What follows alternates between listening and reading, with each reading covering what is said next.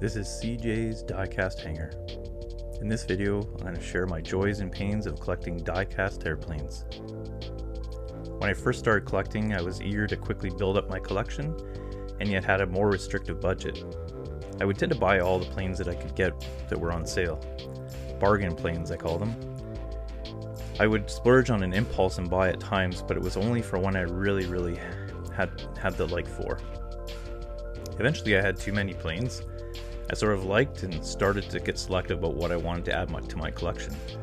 For me, it's all about the pleasing look of the livery on iconic plane shapes. In my case, I found out that I was first drawn to Boeing shape, and for the liveries, mostly Asian designs. They also seem to have more special liveries than other airplanes. For diecast planes that I no longer desired, or ones I fell for because they were so cheap, or were eventually broken, I was able to sell at shows or consignment by word of mouth and Craigslist. At first I really only liked Boeing designs like the 747, the 777 and the 787. I only had a few Airbus models in my collection but didn't like their design as much. But more recently I've enjoyed collecting Airbus models of the A380 and A350. The mass size of the A380 and the shape of the A350, and especially the cockpit window. Of all the Star Wars diecast planes I've ever had, I've only kept the 787-9 of R2-D2. It's such a good look. At one point I had the 1/400 scale C-3PO 777-200 but sold it. Sometimes I also judge whether it looks good with the rest of my airplane collection. Some diecast I store in boxes if an older livery and more valuable, wanting to keep it for nostalgic sake. Some of my favorite liveries are Cathay Pacific, Singapore, and Lufthansa, and also Emirates.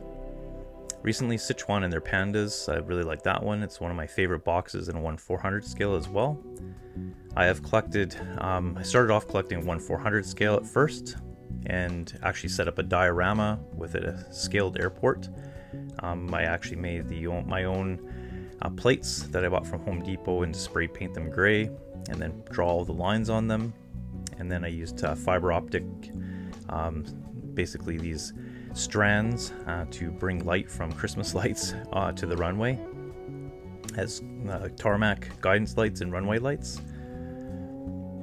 And as I age, I find that I like the 1/200 scale more because I can see them more readily. Not that my vision is so bad, but there's just a lot more attention to detail, and it's more visible from, say, I'm working at my desk, I can look across and see them better.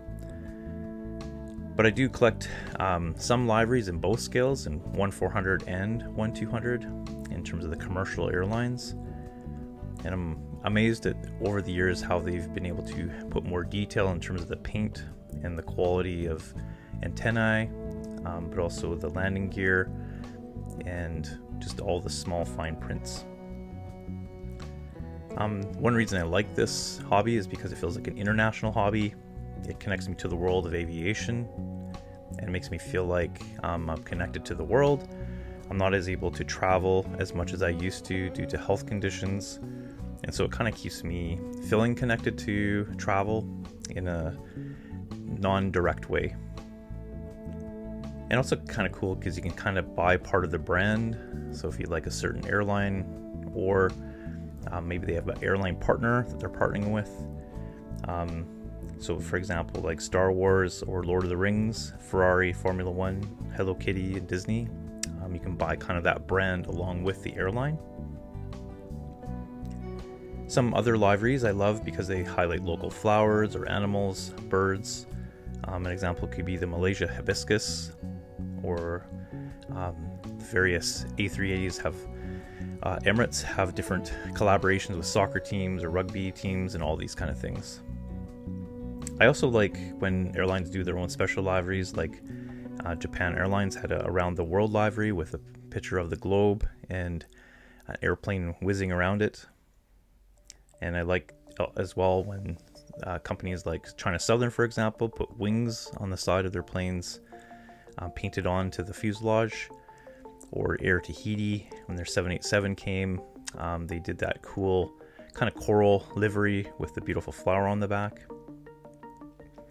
In terms of changes over the years, definitely detailed to the 1/400 scale was the addition of the antennae, and then also the option of flaps down, and then more so in the 200 scale, but also in the 1/400 scale is the interactive series, especially for cargo, with different opening doors, and also with engines that you can swap out and have open to make it look like they're being worked on, and swap out and display and have an open function.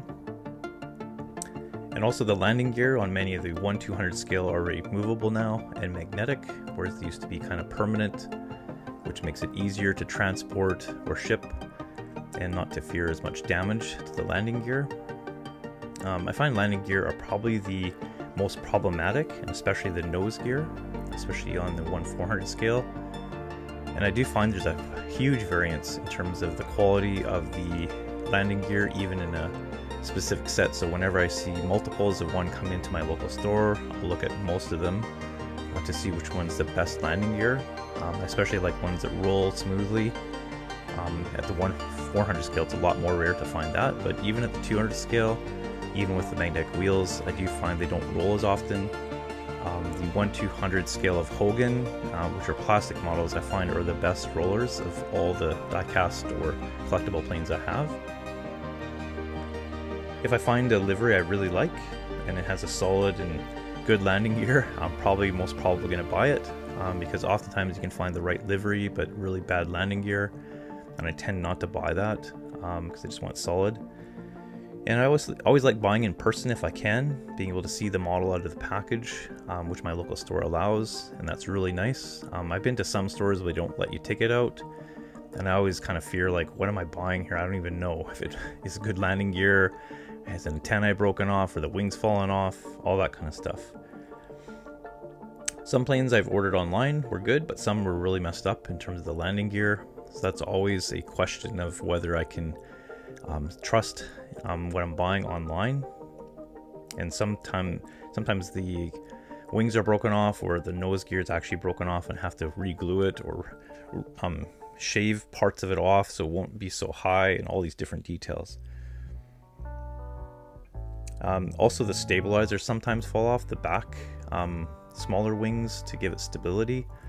Those also tend to come out, so you just have to glue them back in. The only confines I've found of this hobby of collecting die-cast airplanes are the budget and space. And it is easy to let things get out of control. It can be addictive.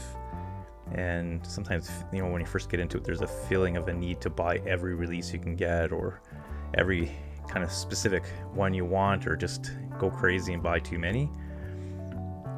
But sometimes it can also feel like a feast or famine in releases that attract me. So sometimes I won't see anything I like for a very long time, and then suddenly I'll see a whole bunch I like at once, and it's kind of overwhelming. But now I'm more discerning with what I like, and I'm a lot more sifting through huge lists of what is available out there, and then just making decisions upon what I really like, and not being so worried about buying just for sheer adding to size. In fact, I offloaded a lot of my die-cast now that I just didn't like anymore because I bought cheap. And the nice thing is you can easily offload it where the planes come in boxes that are very easily sellable, and you don't have to break them open and break seals and stuff like that. But yeah, it can be overwhelming to walk into a store with so many die-cast planes, but I definitely take more time to now browse and think it through, and if they have options where you can lay away for a while so you can think on it. And I did that recently with a Qantas 1/200 scale, where it was quite pricey, like over $270, and I was like, I don't know if I want this, and I don't know if I can afford it. I did order it, but then put it on hold, and eventually decided not to get it because I was just like, you know, I already have this in 1/400. It's just so expensive, I can't afford it right now. And you know, even an example is I walked into a die-cast huge store in Tacoma, Washington, and they just got so many models everywhere, but I looked through the whole bunch of them and spotted ones I liked and kind of took photos of them, and then started to kind of whittle them down of which one would be the most cool one to get. And I ended up getting the French Blue because it was a Phoenix and it was about comparable price to the other ones. And one I don't think I've ever seen here in my local store. So with the price, the quality, the look, and I was able to open it and take a look at it, and it was really in good shape. That's why I brought that one home. And so, yeah, I tend towards twin aisle heavies. I like that heft to them and that grandeur. And my favorite plane has probably been the 747 in terms of the look, with that hump on the front, the 4 engines, the mighty wings. And some of my favorite ones are, yeah, the in terms of the other than the 747, just the A350s, the China Airlines, the Qantas F1 Formula 1 with the checkered flag on it.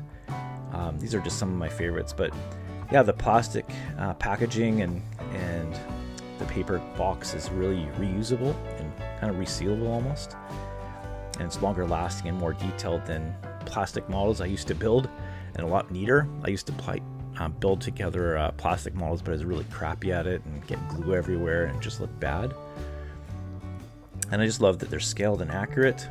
I do find that 1/400 scale is obviously a space saver, and you can actually make kind of a replica of an airport, whereas if you have 1/200, they're easier to see. But maybe the most I can get are 2, 3 planes on a set where it looks like an airport setup.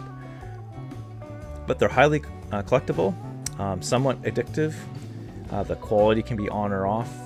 The wheels are definitely the weakness, and the landing gear, and the wing attachments, of course, as well. Very few times I've had like maybe what would be a bad print or something. Some of them, yeah, just don't look as good in terms of their digital designs and the way they apply them, but overall I've been pretty happy with them all. It's not the hobby that cures all. Definitely it's not, it doesn't fill the void of God in your heart. And so you just have to realize that there's going to be ups and downs, that there's, you know, some joys but also pains of die-cast collecting. Thanks for listening, and hope you have a good one.